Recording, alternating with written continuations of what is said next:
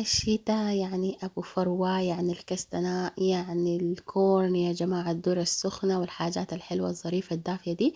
اليوم حاعمل معاكم أبو فروة أو الكستناء.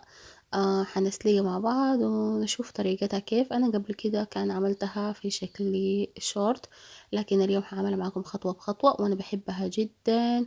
ووروني لو انتوا من عشاقها ولا لا. طبعا ما كل الناس بيحبوها، لكن صراحة انا بحبها جدا وبنتظر الشتاء والكريسماس والحاجات دي. احنا مسلمين ايوه اي حاجة، لكن بحبها عشان بتكتر في فصل الشتاء. يلا نشوف الطريقة ونشوف الفيديو.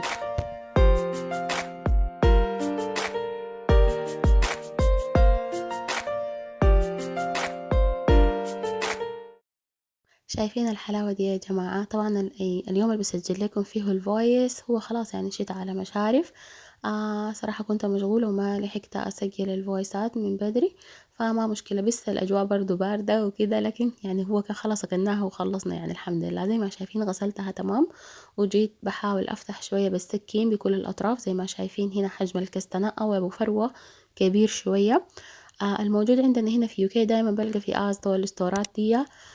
صغير كده بيكون في زي شوالات ولا حاجات، صغير صغير. لكن ده صراحة كان جبته معي في السعودية، من السعودية. لقيته هناك في الاستورات وكان حجمه كبير يعني مغري. تخيلوا جايباه من السعودية ليوكي. لكم ده انت تخيلوا يا جماعة. تخيلوا شايلة في شنطتي أبو فروة. أنا مش شغلة.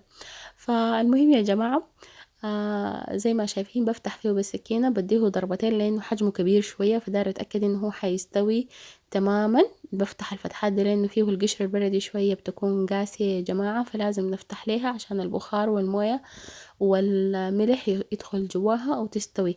للناس اللي بيقولوا هو طعمه زي شنو، كان الناس قبل كده سألوني لما نزلت الريل داكا. فهو طعمه يا جماعة أقرب للبطاطس المشوية أو البطاطس المسلوقة، أو المشوية بالفرن. يعني عموما زي ما شايفين كده كنت ضفت موية بتغلي في النار وضفت لها شوية ملح على أساس أضيف أبو فروة. وحديه هنا طبعا عشان حجمه كبير شوية حديه يعني من 10 لربع ساعة كده عشان يتفتح معايا كله، وعشان أتأكد من سواه. ما بديه موية كتيرة يا جماعة، حاجة بس بسيطة تدخل فيه كله كده.